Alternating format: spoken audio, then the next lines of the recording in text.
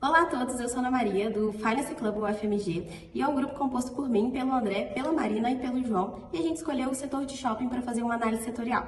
Hoje no Brasil tem cerca de 628 shoppings, que significa um pouco mais de 100 mil lojas ativas, gerando mais de 1 milhão de empregos. No setor de shopping, a gente tem um indicador que chama ABL, que é a Área Bruta Locável. E no Brasil hoje a gente tem 17,5 milhões de metros quadrados de ABL. E o setor como um todo, ele vinha de um crescimento bem significativo, mas teve um declínio na pandemia. Apesar disso, ele vem se recuperando. A gente trouxe também um gráfico de histórico de inauguração, mostrando que apesar de recuperando, ele ainda não está num boom como foi nos anos 2000. Como era de se esperar, a maior concentração de shopping está na região sudeste, tendo mais de 51%.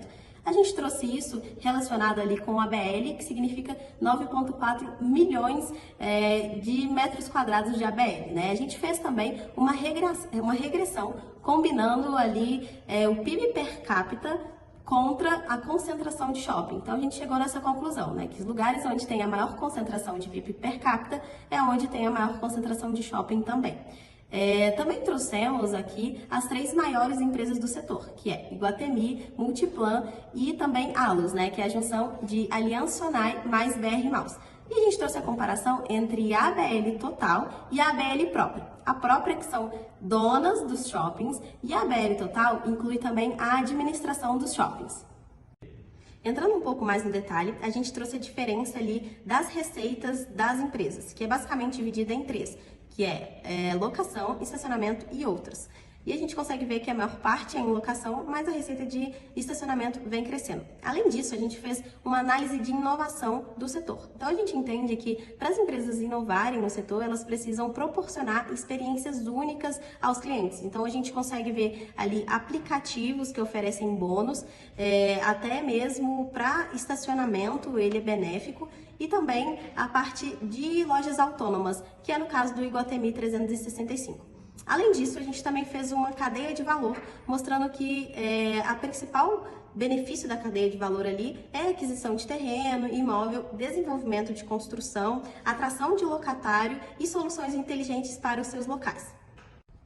Bom, tratando de forças de Porter, a principal, que impacta o setor é a ameaça de produtos ou serviços substitutos, sendo a principal ameaça o e-commerce. Então, quando nós olhamos um gráfico de faturamento anual do e-commerce versus faturamento anual de shopping, nós vemos que o faturamento anual dos shoppings sempre foi maior até a pandemia, quando ele teve uma queda de 60 bilhões de reais em um ano, ao mesmo tempo que o e-commerce teve um aumento de 40% nos seus produtos vendidos virtualmente também nesse ano.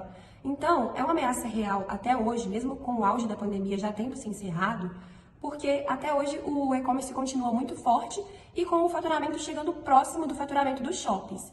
Então, existem algumas oportunidades quando a gente pensa em análise SWOT para mitigar essa ameaça, que seria trazer uma experiência diferenciada para o consumidor, isso que os shoppings tentam trazer, outros benefícios além de simplesmente vender um produto, e a omnicanalidade, que é o ato de juntar uma compra digital com uma compra física. Por exemplo, o cliente faz uma compra online e vai buscar essa compra no shopping, que também é benéfico para esses shopping centers e é uma prática que eles estão usando para tentar mitigar essa ameaça.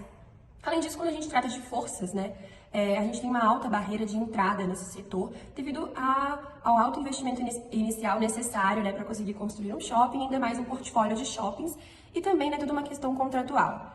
Quando pensamos em fraquezas, esse setor tem uma vulnerabilidade relevante a crises, visto que grande parte dos produtos vendidos no shopping tem uma elasticidade renda da demanda alta. Então, quando a renda abaixa, são produtos que não são muito demandados, eles são mais elásticos, são bens menos essenciais, isso é uma fraqueza. Além disso, outra fraqueza do setor são que os custos operacionais para manter um shopping ativo são bem altos. Bom, diante disso, nossas expectativas para o setor são muito positivas devido a 3 fatores. O primeiro deles é o início do ciclo de queda de juros. O Copom já está implementando uma política monetária expansionista. A expectativa é que a concessão de crédito seja facilitada e que o consumo seja mais estimulado de uma forma geral. Então, nós esperamos que as vendas no varejo voltem a aumentar, Hoje elas estão em um patamar próximo ao pré-pandêmico, mas a expectativa é que elas aumentem conforme a política monetária vai ser implementada. O segundo ponto é o programa Desenrola Brasil, que está em vigência atualmente Ele proporciona descontos de até 99% para as dívidas dos brasileiros e a gente acredita que esse é um ponto super positivo para o setor, devido a essa capacidade de renegociação que vai diminuir o endividamento das famílias, que hoje está em patamares bem elevados, conforme a gente pode ver nesse gráfico na esquerda. Por fim, a gente trouxe um indicador, o aluguel nas mesmas lojas, que está acima da inflação nas 3 empresas de setor de shoppings que estão listadas na Bolsa, como a gente pode ver nesse gráfico. Isso é um ponto super positivo porque indica que os aluguéis estão sendo lucrativos, pois estão acima da inflação, bem acima da inflação, e isso aumenta a receita da empresa como um todo e puxa o EBITDA para cima. Nosso modelo de sensibilidade é baseado no EBITDA do setor de real estate. Para isso, nós pegamos uma cesta de 26 empresas no total, sendo as quais 21 são desse setor de real estate e 5 são do setor de consumo, para a gente aproximar o modelo mais da realidade do shopping.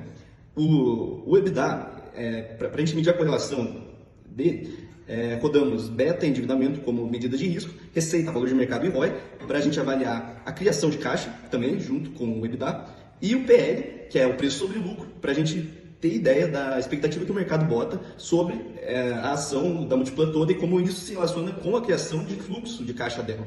Então, para a gente, a geração de caixa é muito afetada por esses fatores estruturais. A gente vê um R quadrado relativamente alto para todos os anos e ele é visto também como potencial de geração de caixa dessas empresas no caso.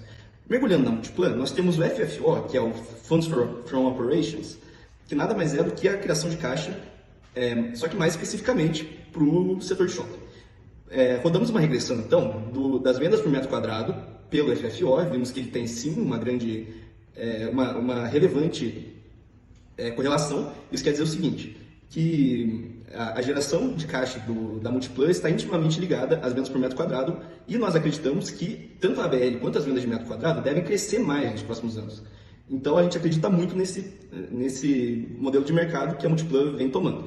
Então, ali embaixo nós botamos a expectativa que nós acreditamos para a crescente do EBITDA da Multiplan e também para corroborar ainda mais o FFO pelo retorno da Selic, que mostra que tem uma baixa correlação. Então, nós acreditamos que a Selic, uma alta de Selic pode ser um grande fator de risco para o shopping. Como é mostrado nesse slide aqui, que a Selic é muito correlacionada com o endividamento e o endividamento por si é muito correlacionado com o beta.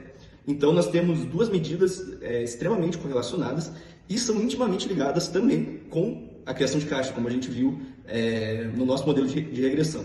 Então, a gente tem que ficar atento para as mudanças da Selic, isso pode ser um fator de risco para o setor de shopping como um todo. Como nós vemos ali na mudança dos betas, entre 2020 e 2021, todas as empresas de shopping cresceram nos seus betas, ou seja, seu risco de mercado aumentou. A companhia escolhida pelo grupo é a Multiplan. Fundada em 1975, a empresa se trata de uma full service que administra um dos principais portfólios de ativos do Brasil. Ela foca sua concentração em shoppings, hotéis, edifícios comerciais, prédios residenciais e hotéis de alto padrão, focados principalmente na região sudeste. Quando analisamos a performance do ativo nos últimos 12 meses, podemos notar uma estabilidade do papel, principalmente em um cenário de alta de juros que passamos onde os investimentos são limitados. Apesar disso, observamos um aumento na média diária do número de negociações do ativo durante esse período. Quando analisamos a receita bruta da empresa, podemos observar que a principal fonte de receita é a locação, ou seja, os aluguéis de imóveis que a empresa possui. Além disso, observamos o aumento exponencial desse índice desde 2007 até 2022. Aprofundando um pouco nos dados da Multiplan agora, para justificar a nossa escolha por ela, observamos que a distribuição da BL ocupada por segmento é bastante equilibrada, com foco especial em ativos diversos, com o principal número do índice.